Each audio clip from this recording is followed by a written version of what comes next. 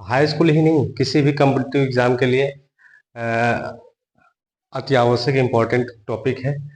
High school में तो सीधे एग्जाम में पूछा जाता है ओम्स लॉ। देखिए, हमारे चैनल का नाम पीएमसी 515 एमके, इसको जो है कि सर्च करें, ज़्यादा से ज़्यादा जो है कि सब्सक्राइब करें और शेयर करें दोस्तों को। आज का टॉपिक है साइंस। साइंस से हम पढ़ाने वाले हैं। देखिए, साइंस में ओम्स लॉ से रिलेटेड जो भी टॉपिक आपके एग्जाम में पूछे जाते हैं, वो सारे टॉपिक आज आपको पढ़ाए जाएंगे। ठीक, तो दोस्तों, बहुत इंटरेस्टिंग वीडियो बनने वाला है, आप इसको अंत तक जरूर देखें। आइए देखिए, ओम्स लॉ किसे कहते हैं, ओम्स का नियम किसे कहते हैं, ओम्स लॉ किसे कहते हैं। ओम्स लॉ, ओम्स लॉ देखिए, किसी चालक की भौतिक अवस्था जैसे ताप आदि में कोई परिवर्तन न हो तो उसमें प्रवाहित होने वाली धारा धारा आई उसमें दोनों सिरों पे उत्पन्न, मतलब जो चालक तार होता है। देखिए, मैं एक चालक तार बनाने जा रहा हूँ, ध्यान से देखिए। ये एक चालक तार होता है जिसे मेटल कहते हैं, मेटल के बने होते हैं चालक तार। मान लीजिए चालक तार है, ठीक है। अब ऐसी अवस्था में इसको रखा जाए जहां का ताप नियत हो। क्या हो? ताप नियत हो, दाब नियत हो। भौतिक अवस्था में कोई परिवर्तन, एनवायरमेंटल में कोई परिवर्तन न किया जाए, तो वहां ऐसी अवस्था में किसी चालक तार की भौतिक अवस्था, भौतिक मतलब उसके फिजिकल क्वांटिटी में कोई, अगर दाब डालेंगे तो उसकी फिजिकल क्वांटिटी चेंज हो जाएगी। तो ताप, दाब आदि में कोई परिवर्तन न किया जाए तो उसमें प्रवाहित होने वाली धारा, मतलब इसमें जो धारा प्रवाहित होगी, प्रवाहित होने वाली धारा उसके दोनों सिरों पे लगे विभवांतर के समानुपाती होता है। मतलब इसमें जो विभवांतर लगेगा उसके समानुपाती होता है। अतः भी प्रोपोर्शनल क्या होता है? आई। भी प्रोपोर्शनल आई। प्रोपोर्शनलिटी हटाते हैं यानी समानुपाती हटाते हैं तो I equal to I into R आ जाता है। आर क्या है? आर एक ओम नियतांक है। क्या है? ओम नियतांक है, ठीक है। जिसका मात्रक, देखिए अभी हम जो है कि यहाँ पे ओम्स ट्रायंगल बना रखा है। ओम्स ट्रायंगल जो एग्जाम में ऑब्जेक्टिव में आपको सीधे पूछता है कि ओम्स ओम्स लॉ है, तो इन फार्मूलों को ऑप्शन में रखता है और कहता है ये सभी या इनमें से कोई नहीं। इस प्रकार से क्वेश्चंस बनते हैं। देखिए, v इक्वल टू क्या होता है? देखिए, इस ट्रायंगल से देखिए v सीरीज में आएगा आई इंटू आर, तो v equal to I R होता है। ठीक दोस्तों, अगर आई पूछा जाए तो आई के लिए देखिए v बाई आर आ रहा है, तो I equal to V by R आएगा। क्या आएगा? I equal to V by R आएगा। v equal to I R और आर बराबर वी बाई आई। देखिए, इसी से आ रहा है, इसी से। क्या कहते हैं? यह सिद्धांत जॉर्ज साइमन ओम्स द्वारा दिया गया, इसलिए आर का जो मात्रक होता है, देखिए ये जो संबंध होता है वोल्टेज, करंट तथा प्रतिरोध के बीच संबंध प्रदर्शित करने के लिए होता है। यह सिद्धांत ओम्स वैज्ञानिक जॉर्ज साइमन ओम्स वैज्ञानिक द्वारा दिया गया है। इस सिद्धांत के अनुसार हम वोल्टेज, करंट व प्रतिरोध के बीच संबंध स्थापित कर पाते हैं। देखिए, भी इक्वल टू अगर आई आर होता है, तो अगर यहाँ से आई हम निकालना चाहे तो आई इक्वल टू क्या हो जाएगा? वी बाई आर हो जाएगा। और इसी से अगर हमको आर निकालना है, आर, तो वी बाई क्या हो जाएगा? आई हो जाएगा। तो यही रिलेशन हमारा ट्रायंगल प्रदर्शित करता है, जो आपको पढ़ने और याद रखने में बहुत ही हेल्पफुल होगा।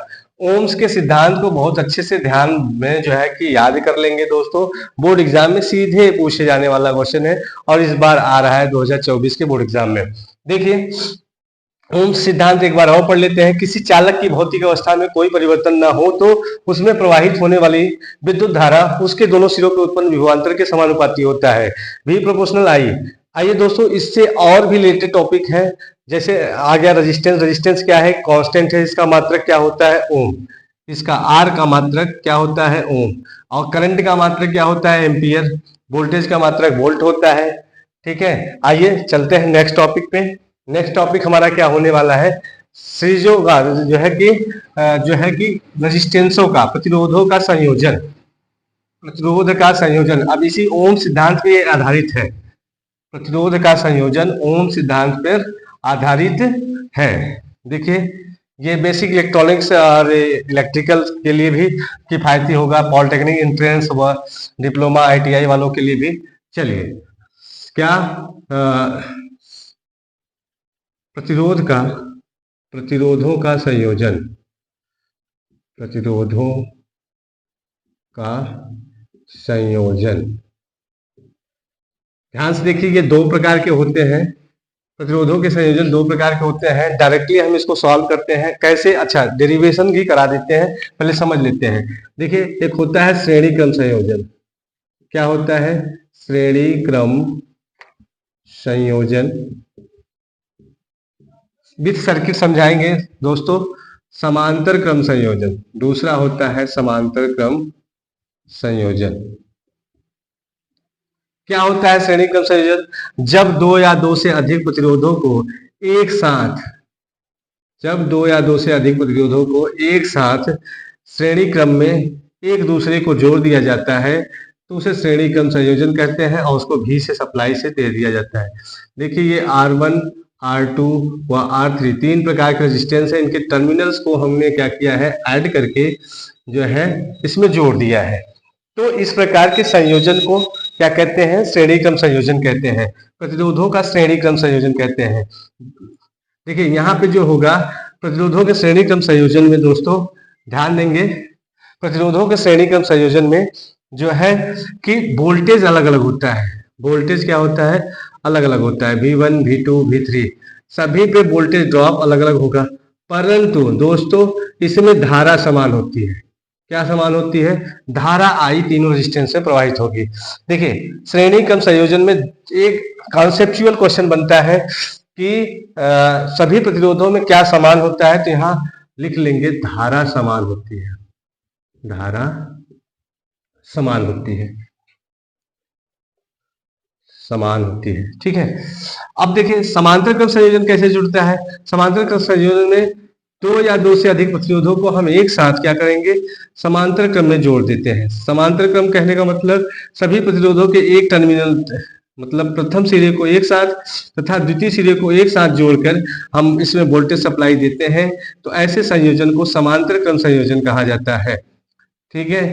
देखिए, ये माइनस होगा बेटा, ये R1, ये R2, ये R3, ये तीन संयोजन है। यहाँ पे देखिए, यहाँ पे क्या होता है, यहाँ पे भी कॉन्सेप्ट बनता है। क्या कॉन्सेप्ट बनता है कि यहाँ पे धारा बढ़ जाती है। यहाँ पे I1 हो जाएगा, यहाँ पे I2 हो जाएगा, यहाँ पे I3 हो जाएगा दोस्तों।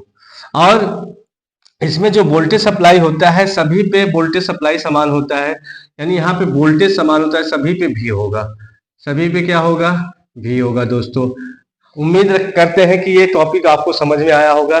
आइए चलते हैं एक एक करके दोनों का डेरिवेशन कर लिया जाए, जो आपके एग्जाम में काफी जो है कि सुटेबल आपको होगा। आइए देखते हैं डेरिवेशन क्या है।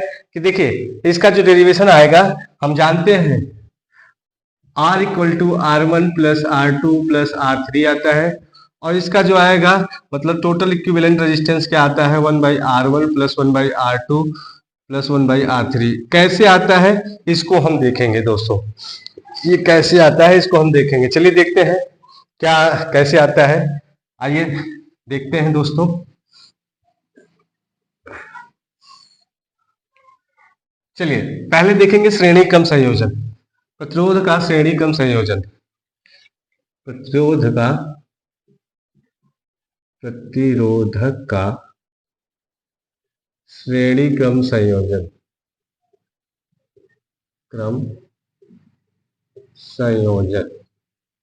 देखिए, श्रेणी क्रम संयोजन में क्या होता है, हमने अभी बताया आपको कि दोस्तों कि दो या दो से अधिक, कितने भी रेजिस्टेंस हो, दो से अधिक होने चाहिए, क्योंकि तभी श्रेणी क्रम संयोजन हो सकता है जब प्रतिरोधों की संख्या दो या दो से अधिक होगी। ये बैटरी है, ये छोटी टर्मिनल क्या बताती है, माइनस, और बड़ी टर्मिनल को हम प्लस से प्रदर्शित करते हैं। इसको भी लिखा जाता है। भी बोले तो बैटरी, ये बैटरी है। क्या है? ये बैटरी है, बैटरी है दोस्तों। यहाँ पे देखिए मैंने R1, R2 और R3, ठीक है, यहाँ पे मैं धारा I प्रवाहित करा दिया, भी वोल्टेज लगा दिया, धारा I प्रवाहित किया दिया।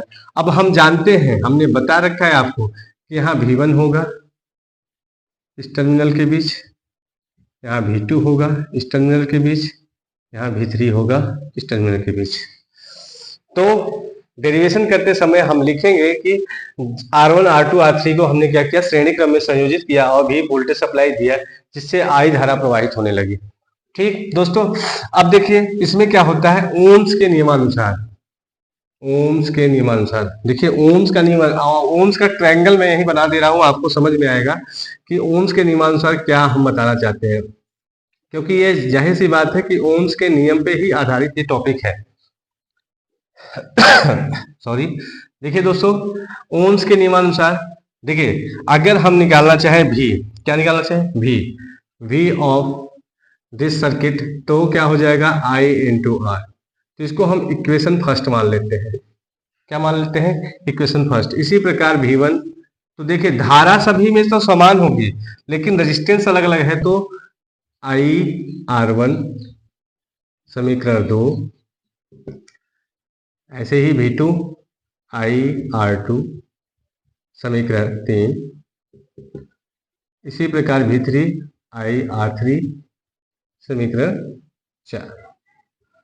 देखिए मैं डेरिवेशन करा रहा हूं दोस्तों, बहुत ध्यान से इस चीज को देख लेंगे। तो परिपथ में कुल वोल्टेज निकाला जाता है, तो परिपथ का कुल वोल्टेज देखिए, समीकरण 1, 2, 3 व 4 से क्या हो जाएगा, V equal to V1 plus V2 plus V3। ठीक है, तो इनके वैल्यू पुट कर देते हैं, V1 V2 V3 V3 के, तो ये क्या हो जाएगा, IR equal to IR1 plus IR2 plus IR। ठीक दोस्तों, अब देखिए ये यहाँ पे, देखिए यहाँ पे जो I है, I सभी में समान है, कॉमन है, तो इधर निकाल लेते हैं, IR equal to I common, तो R1 plus R2 plus R3। ठीक है, I से I कैंसिल आउट, तो R इक्विवेलेंट, इसको लिखते हैं R इक्विवेलेंट या R समतुल्य बोलते हैं, R1 plus R2 plus R3। तो ये होता है हमारा श्रेणी क्रम संयोजन में टोटल प्रतिरोध निकालने का डेरिवेशन। दोस्तों देखिए, इसमें एक कॉन्सेप्ट और आता है कि सीधे पूछता है कि किसी परिपथ, किसी श्रेणी क्रम परिपथ में 2 या 2 से अधिक प्रतिरोध लगाए जाते हैं तो उसका कुल प्रतिरोध होगा, परिपथ में लगे सबसे कम प्रतिरोध से ज्यादा, सबसे ज्यादा प्रतिरोध से ज्यादा।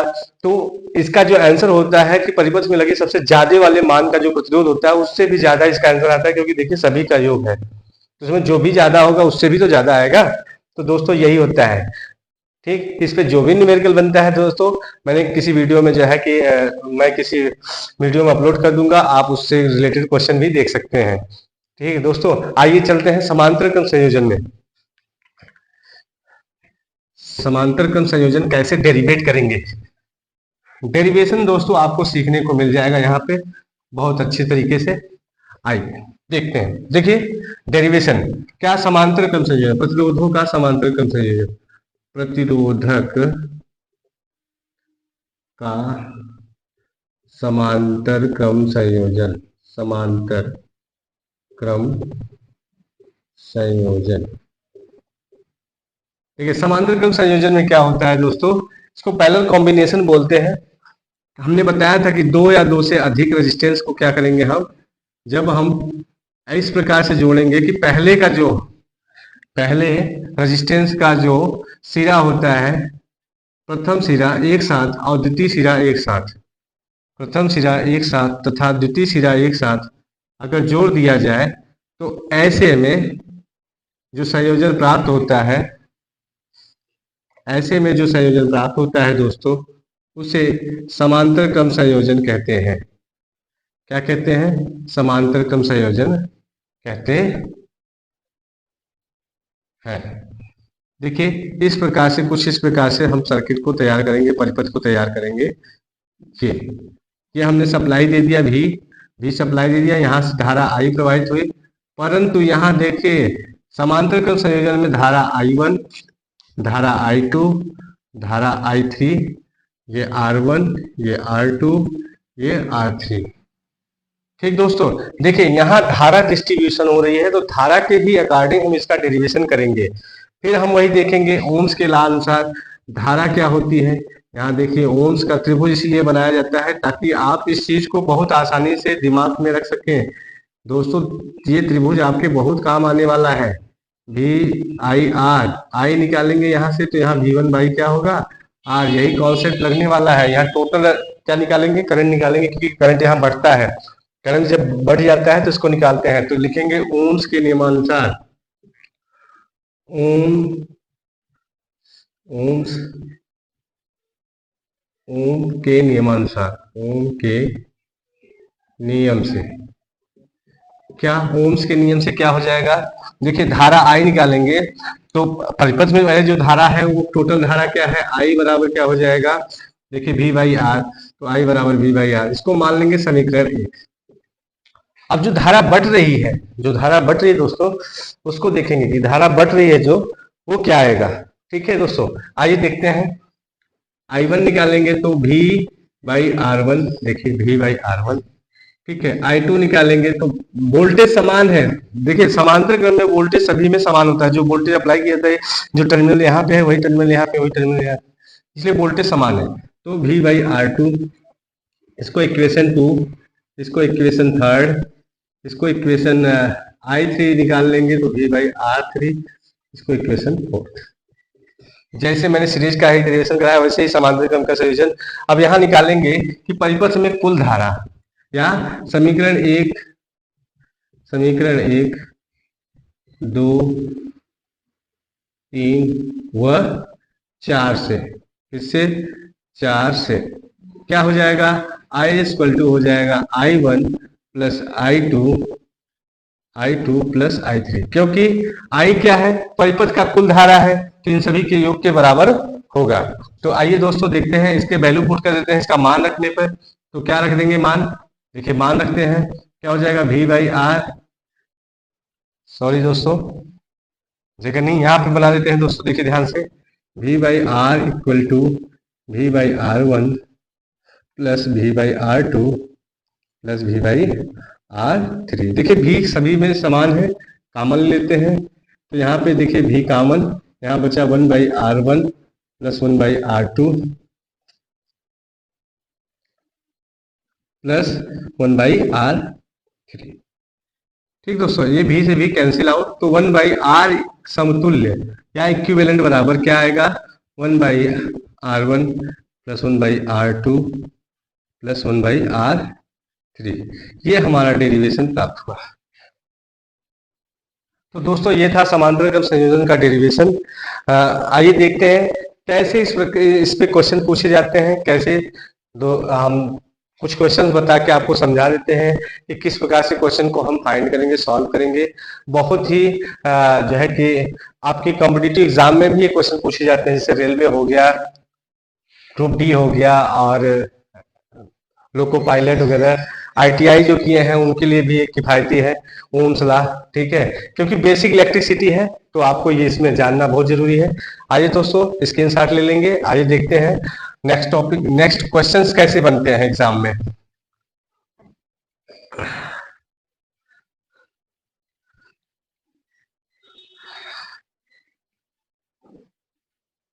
देखिए कहेगा कि दिए गए परिपथ में,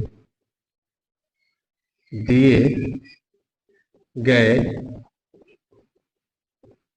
परिपथ में RAB, क्या RAB ज्ञात